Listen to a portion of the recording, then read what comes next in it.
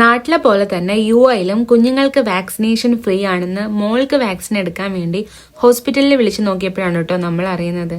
ഇന്ന് നമ്മൾ സാധ്യ മോൾക്ക് 4 മാസത്തെ വാക്സിനേഷൻ എടുക്കാൻ വന്നതാണ്. നമുക്ക് എവിടെയാണോ വാക്സിനേഷൻ എടുക്കേണ്ടത്, ക്ലിനിക് ആണെങ്കിലും ഹോസ്പിറ്റലാണെങ്കിലും നേരത്തെ വിളിച്ച് അപ്പോയിന്റ്മെന്റ് എടുത്തിട്ട് നമുക്ക് പോകാം. അതാവുമ്പം തിരക്കൊന്നും ഉണ്ടാവില്ല. പിന്നെ ചെന്ന ഉടനെ ഒരു വൈറ്റൽ ചെക്കപ്പ് ഉണ്ടാവും. അതായത് അതിലെ മോളുടെ ഹൈറ്റ്, വെയിറ്റ്, ഓക്സിജൻ ലെവൽ എല്ലാം ഓക്കെ ആണോ നോക്കും. നമ്മൾ എല്ലാ തവണയും ഒരു ഡോക്ടർ അപ്പോയിന്റ്മെന്റൂടെ ബുക്ക് ചെയ്തിട്ടാണ് പോവാറ്. അപ്പോൾ ആളുടെ ഗ്രോത്ത് ഒക്കെ നോർമൽ ആണോ എന്നല്ല നോക്കാമല്ലോ.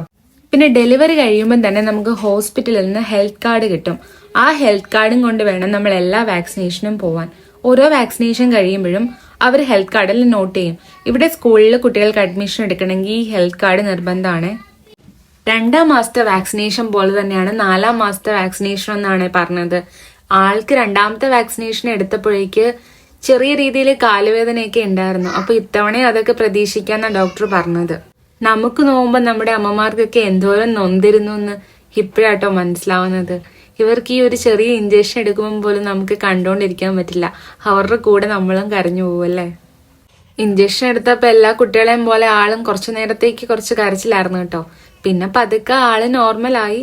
വലിയ കുഴപ്പമൊന്നും ഉണ്ടായിരുന്നില്ല. ആൾക്ക് പനിയൊന്നും വന്നില്ല. എന്നാലും രാത്രി ഉറങ്ങാനൊക്കെ ഈ കാലുവേദന കാരണം ഒരു ബുദ്ധിമുട്ട് കാണിച്ചായിരുന്നു.